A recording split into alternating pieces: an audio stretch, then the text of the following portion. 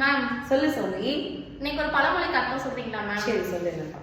ஆடி காத்துல அம்மையும் நகரும் சொல்லுவாங்கல்ல. ஆமா. சோ அதுக்கான அர்த்தம் நான் ஒண்ணு நினைக்கிறேன், சொல்லவா மேம்? சரி சொல்லு. ஆடி மாசத்துல பலமா காத்து வீசுறதுனால அதுல அம்மிக்கல்லும் நகர்ந்துரும் அப்படின்னு சொல்றாங்க. அதுதானே மேம் இதுக்கு அர்த்தமா இருக்கும்?